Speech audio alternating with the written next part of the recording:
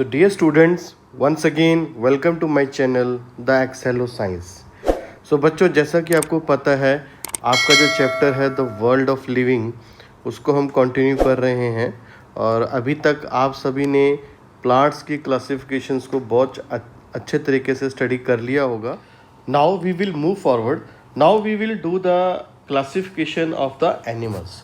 सो जैसा कि हमने प्लांट्स की जब हमने क्लासिफिकेशन करी थी तो कुछ कॉमन करेक्टरिस्टिक्स के बेसिस पे हमने उनको एक कैटेगरीज में रखा था. सिमिलरली एनिमल्स की जब हम क्लासिफिकेशन करेंगे तो उनकी कुछ कॉमन करेक्टरिस्टिक्स के बेसिस पे हम उनको क्लासीफाई करेंगे. तो उसमें से जो क्लासिफिकेशन के मेथड है, पहला है on the basis of the backbone, दूसरा है on the basis of the food habit, तीसरा है on the basis of reproduction and fourth on the basis of body covering. Now again बच्चों, जैसा कि हमारा ट्रेंड रहा है, हर इस तरह की क्लासिफिकेशन को इजीली मेमोराइज करने के लिए हमने एक लाइन हमेशा हम कॉइन करते रहे हैं. तो इस बार हमने एक लाइन कॉइन करी है, banana for real body and their first initial of banana B stand for backbone and for में F stand for food habit and real में R stand for reproduction and body में B stand for body covering. So again, जैसा कि मैं आपको पहले बता चुका हूँ कि इस तरह की हम जो लाइंस है वो हम इसलिए कॉइन करते हैं ताकि आपको इन सारे पॉइंट्स को एक सिंगल गो में मेमोराइज करना इजी हो जाए.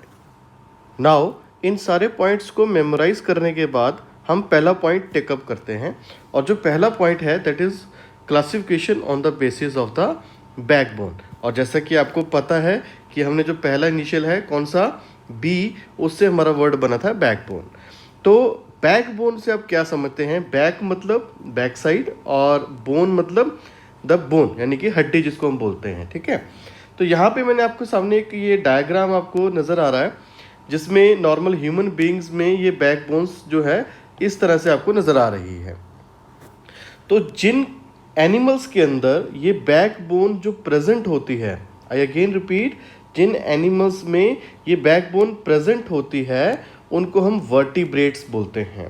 ठीक है, और जिनके अंदर ये बैकबोन एब्सेंट होती है यानी कि प्रेजेंट नहीं होती तो उनको हम इनवर्टिब्रेट्स बोलते हैं.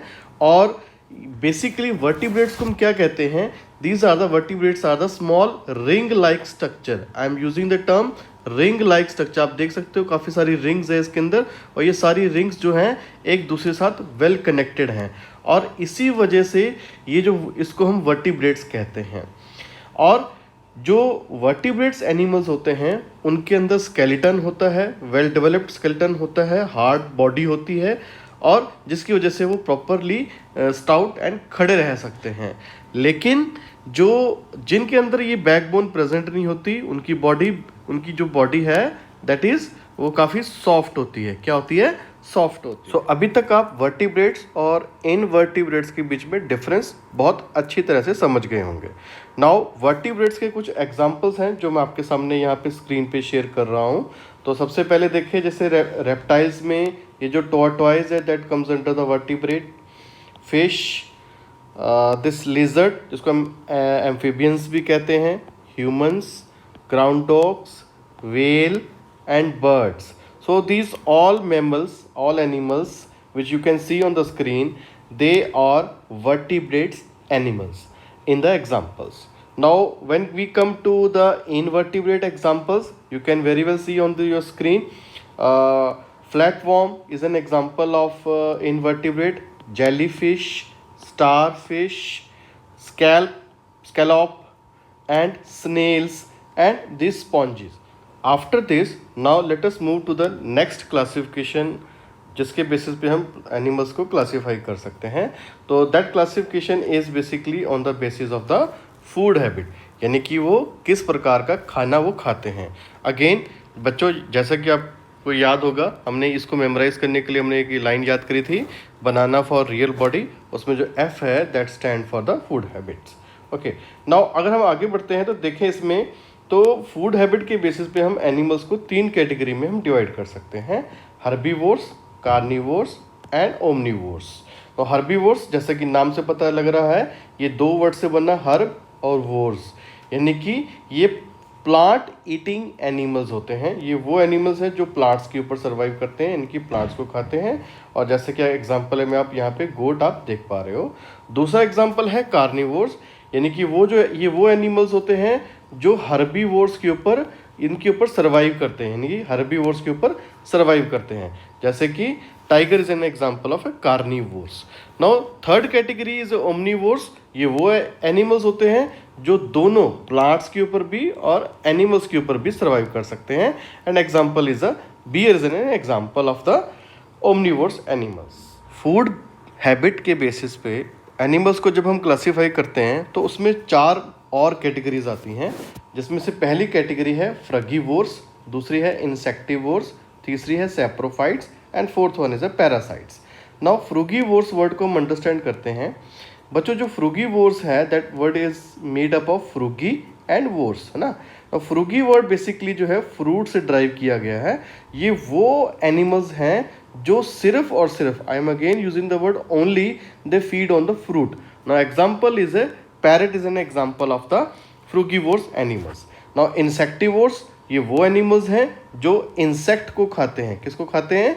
इंसेक्ट को खाते हैं। And example is a lizard. And in saprophytes they feed on the decaying matter, they feed on the decaying matter of plants and animals. Now इसमें जो एग्जांपल्स आते हैं bacteria, they are very small creatures. इसको हम micro organisms भी कहते हैं।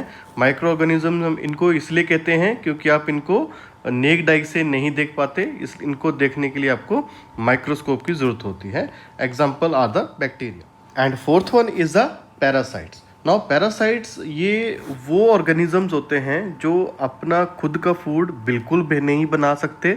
Basically ये वो ऑर्गेनिजम्स होते हैं या वो एनिमल्स होते हैं जो अपने ग्रोथ के लिए, न्यूट्रिशन के लिए उनको दूसरे एनिमल्स के ऊपर वो सर्वाइव करते हैं।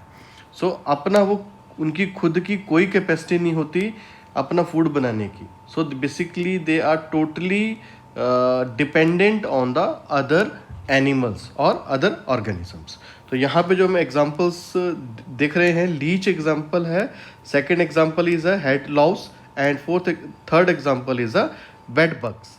Now this is the picture of the leech. और ये जो लीच है बेसिकली वाटर में होती है, और एक बार अगर ये लीच ह्यूमंस को चिपक जाए तो ये बेसिकली इसकी क्या करेक्टरिस्टिक्स होती है, ये ह्यूमन का ब्लड सक करती है, ओके, और उसी ब्लड को एज ए अपनी ग्रोथ के लिए, न्यूट्रिशन के लिए यूज़ करती है। And this is a picture of head Laue's. Basically आपको पता ही है हेड लाउस हमारे हेयर्स के अंदर होती है और स्कैल्प के थ्रू ये ब्लड को सक करती है और उसी ब्लड को ये अपनी ग्रोथ और न्यूट्रिशन के लिए यूज़ करती है। So these are the example of the parasite animals.